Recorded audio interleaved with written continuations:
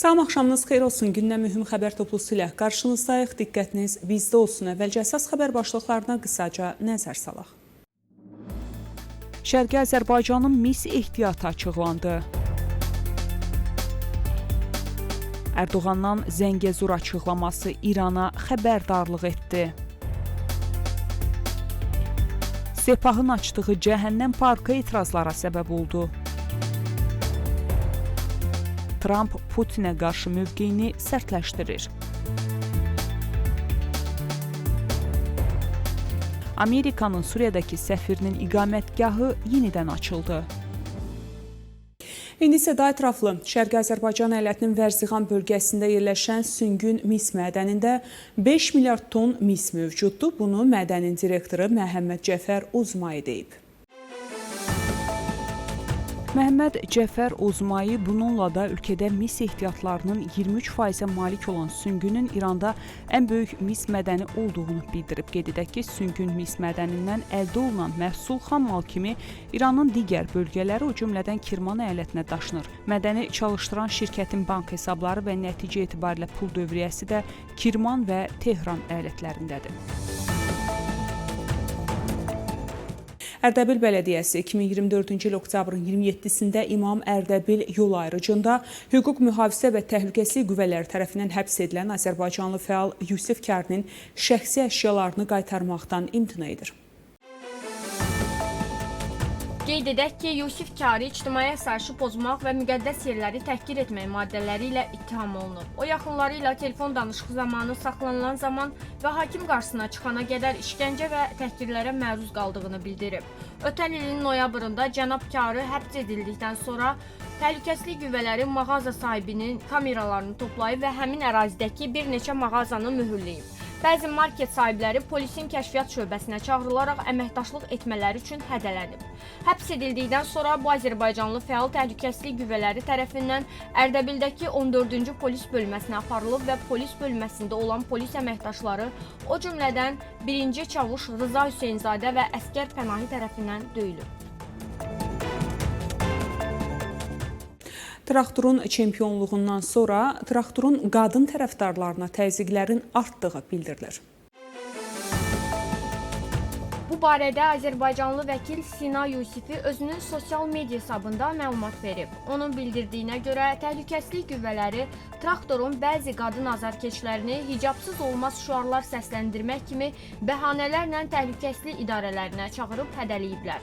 Onun sözlərinə görə bu şəxslərin bir neçəsi barəsində həbs qəti imkan tədbiri seçilib və ya zaminə buraxılıblar. Lakin saxlanılanların kimliyi və adları barədə dəqiq məlumat yoxdur. Tikantəpədə Haça dağı və Əfşar dağlarının türkçə yer adları dəyişdirilməyə çalışılır. Hazırda dövlət orqanlarının icazəsi ilə Tikantəpə şəhərində fəaliyyət göstərən Havaşar Haval adlı Telegram və Instagram kanalı türkçə yer adlarını sistemli şəkildə təhrif edir. Türk terror qruplaşmalarını dəstəkləyən bu media orqanı Əfşar Türk boyunun adını saxta Havaşar adı ilə dəyişdirməklə yanaşı, son zamanlar Haçadağı dağının türkçə adını saxta Duhaçı adı ilə təhrif edib. Qeyd edək ki, logosunda Süleyman taxtı şəklinin yer aldığı və Pujak terror qruplaşmasının bayrağının rəngləri ilə bəzədilmiş bu media orqanı dövlət orqanlarının rəsmi icazəsi ilə fəaliyyət göstərir və agentləri jurnalist adı altında şəhər inzibati iclaslarında iştirak edir və dövlət rəsmiləri tərəfindən təqdirə layiq görülürlər. Bundan başqa bir neçə gün əvvəl Kürd mühacirlər Sayın Qalanın Qaradaş dağının türkçə adını Kürtçəyə çeviriblər. Xatırladaq ki, Kürd ekstremist və terrorçu qruplaşmaları tarixi Azərbaycan torpaqlarının işğalını qanuniləşdirmək üçün bu bölgənin türkçə adlarını təhrif etməyə və dəyişdirməyə çalışırlar. 28 may 2025-ci il çərşənbə günü Təbriz Kəşfiyyat İdarəsinin əməkdaşları Azərbaycanlı rəssam və vətəndaş fəalı Fatimə Dadaşzadənin valideyn evində axtarış apararaq onun şəxsi əşyalarını, o cümlədən mobil telefonunu müsadirə edərək aparıblar. Qeyd edək ki, xanım Dadaşzadənin ata-ana evində məhkəmənin qərarı ilə Kəşfiyyat İdarəsinin əməkdaşları tərəfindən axtarış aparılıb. Axtarış zamanı xanım Dadaşzadənin mobil telefonu və şəxsi əşyaları da agentlər tərəfindən götürülüb. Onun X-dəki və Instagramdakı sosial media hesabları dondurulub. Qeyd edək ki, Fatimə Dadaşzadə əvvəllər də dəfələrlə təhlükəsizlik qüvvələri tərəfindən hədələnib və təzyiqlərlə üzləşib. Xatırladaq ki, 2024-cü ilin Novruzunda Fatimə Dadaşzadə və Məsumə Əlizadə Şamlı tərəfindən Orxon Türk əlifbası şəklində çəkilmiş rəngli Novruz yumurtaları bütün Türk dünyasında böyük rəğbətlə qarşılanmış və xanımların rejim tərəfindən təzyiqlə üzləşməsi ilə nəticələnmişdi.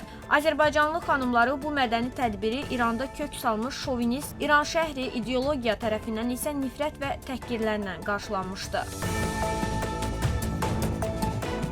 Türkiyə prezidenti Rəcəb Tayyib Ərdoğan Azərbaycandan səfərdən dönərkən Zəngəzur dəhlizinin açılmasının Qafqazda nəqliyyat və enerji infrastrukturunu da gücləndirəcəyini vurğulayaraq İranın bu addımlara dəstək verəcəyini gözlədiyini vurğulayıb.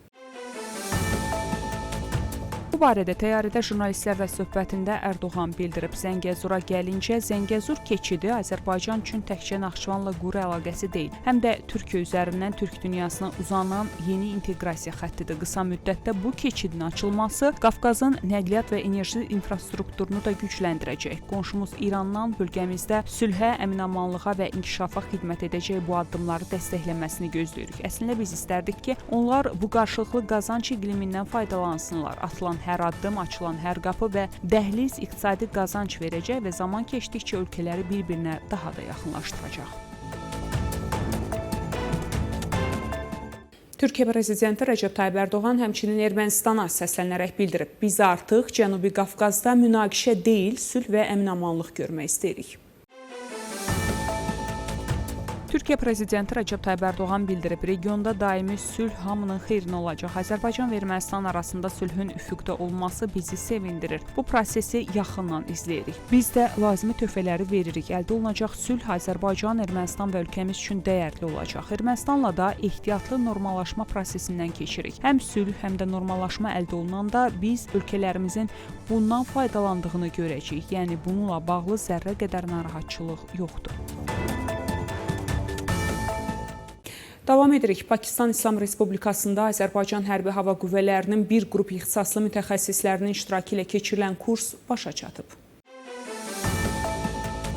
Müdafiə Nazirliyindən verilən məlumata görə müvafiq kursu uğurla başa vuran hərbi qulluqçularımızın Azərbaycana qayıtması münasibəti ilə tədbir keçirilib. Kurs müddətində hərbi mütəxəssislərimiz dost və qardaş ölkə Pakistan Hərbi Hava Qüvvələrinin heyəti ilə qarşılıqlı fəaliyyət göstərərək yüksək nəzəri və praktiki bacarıqlarını nümayiş etdiriblər. Vətənə qayıdan hərbi qulluqçularla görüşən Azərbaycan Respublikasının Müdafiə Nazirinin müavini, Hərbi Hava Qüvvələrinin komandanı general-leytenant Namiq İslamzadə şəxsi heyətin fəaliyyətini yüksək qiymətləndirib. Nazir müavini kursu müvəffəqiyyətlə başa vuran bütün heyəti fəxri fərmanla mükafatlandırıb. Kursda yüksək peşəkarlıq nümayiş etdirən müddətdən artıq həqiqi hərbi xidmət hərbi qulluqçuları kiçik gizir hərbi rütbəsi ilə təltif edilib. Ötən axşam Həmədan əyalətinin Toyserkan şəhərində naməlum şəxs evin damından mülki vətəndaşlara avtomat silahdan atəş açıb. Bu barədə İran mediası məlumat yayıb. Məlumata görə hücum nəticəsində 2 nəfər ölüb, 7 nəfər yaralanıb. Yaralılardan 3-ünün vəziyyətinin ağır olduğu bildirilir. Hadisə yerinə gələn polis əməkdaşları hücumçuya atəş açaraq yaraladıqdan sonra həbs ediblər. Silahlı hücumçunun kimliyi barədə açıqlama verilməyib. Almaniya, Ukrayna üçün uzaq mənzilli dronların istehsalını maliyyələşdirmək niyyətindədir. Almaniya hökumətindəki mənbələrə istinadən Die Welt nəşrinin verdiyi məlumata görə, mayın 28-də Volodimir Zelenskinin Berlinə səfəri zamanı müzakirə olunan məsələlərdən biri də Almaniya Ukraynaya yeni yardım paketinin bir hissəsi olaraq Ukraynanın uzaq mənzilli dronlarının maliyyələşdirməsi məsələsidir. Qəzet onu da qeyd edib ki, mayın əvvəlində Ukrayna artıq Almaniya Müdafiə Nazirliyinə Bars və An-196 adlanan zərbə dronları, həmçinin Flamingo pualarını maliyyələşdirmək xahişi ilə müraciət edib. Məlumatda bunun Almaniya tərəfindən təsdiqləndiyi iddia edilir və layihənin ümumi dəyərinin təxminən 400 milyon avro olduğu bildirilir. Kreml Amerikaya Ukrayna müharibəsinin dayandırılması ilə bağlı şərtlər siyahısını verməkdən imtina edib.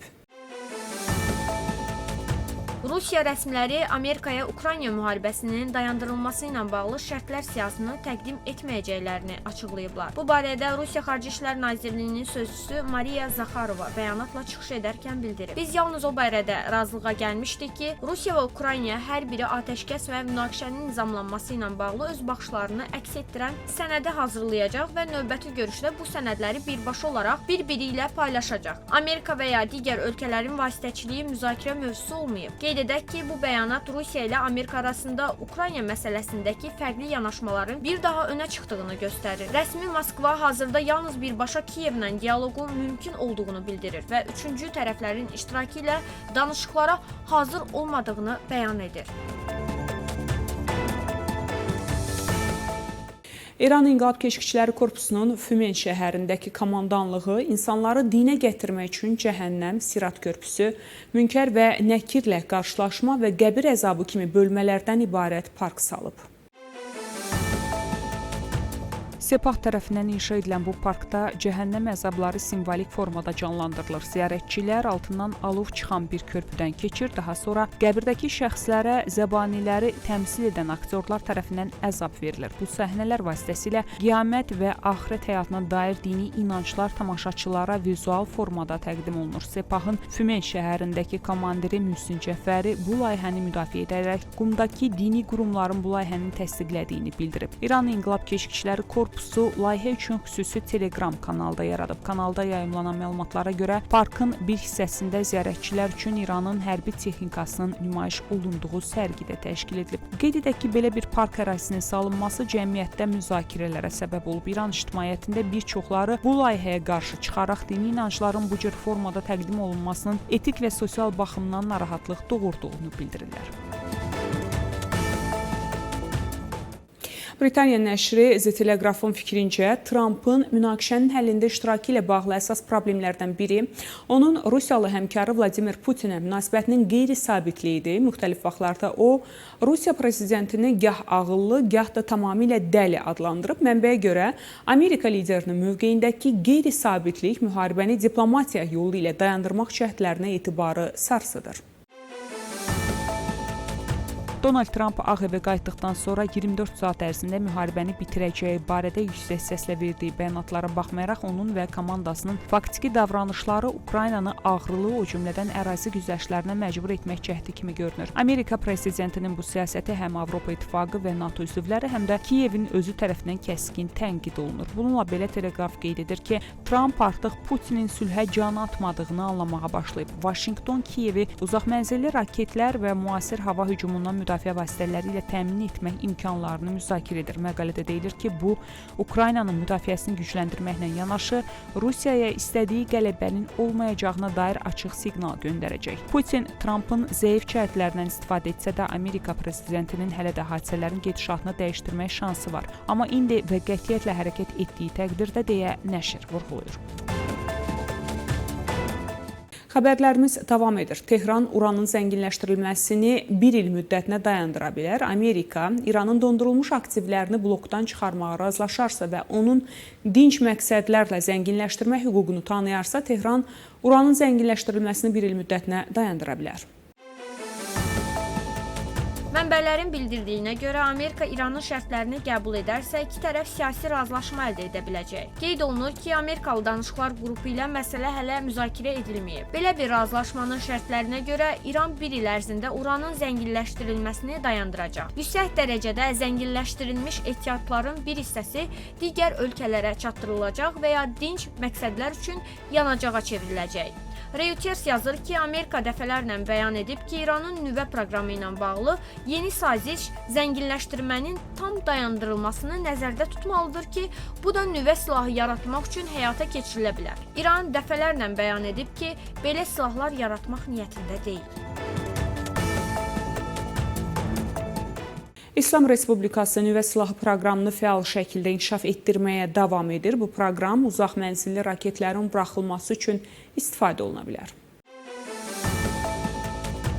Fox News Avstriya kəşfiyyatının hesabatına istinadən bildirib. Regional ambisiyalarını inkişaf etdirmək və möhkəmləndirmək üçün İran Respublikası rejimi hərbi hücumlardan qorunmaq, Yaxın Şərqdə və onun hüdudlarından kənarda hökmranlığını gücləndirmək üçün nüvə silahı əldə etmək səyləri də daxil olmaqla geniş silahlanmanı davam etdirir.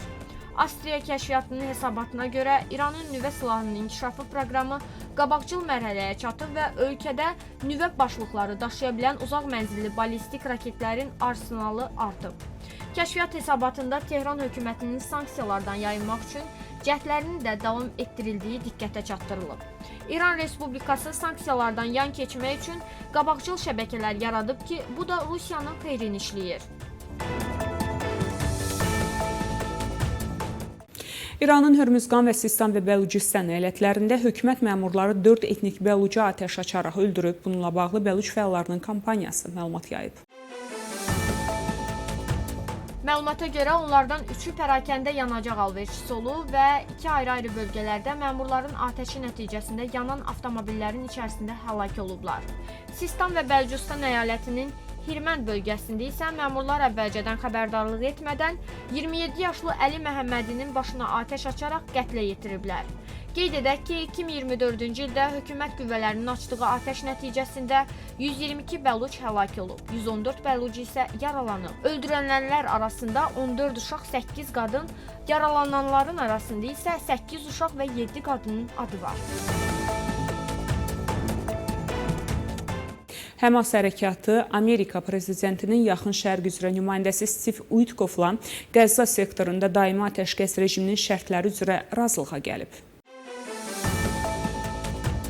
Jerusalem Post nəşr vurğulayıb ki, bu razılaşma 10 İsrailli girovun azad edilməsini və vəfat edənlərin meyitlərinin İsrail həbsxanalarında saxlanılan fələstinlilərin azad edilməsi müqabilində təhvil verilməsini nəzərdə tutur. Qeyd olunub ki, şərtlərin yerinə yetirilməsinin zəmanətçiləri Misir, Qətər və Amerika kimi vasitəçilərdir. Mübadilənin təfərrüatları hələlik açıqlanmır. Hazırda Həmas İsrail tərəfinin cavabını gözləyir. Daha əvvəl İsrail Baş naziri Benyamin Netanyahu ordunun Qəzza zolağında Həmas lideri Məhəmməd Sinvari məhv etdiyini təsdiqləmişdi.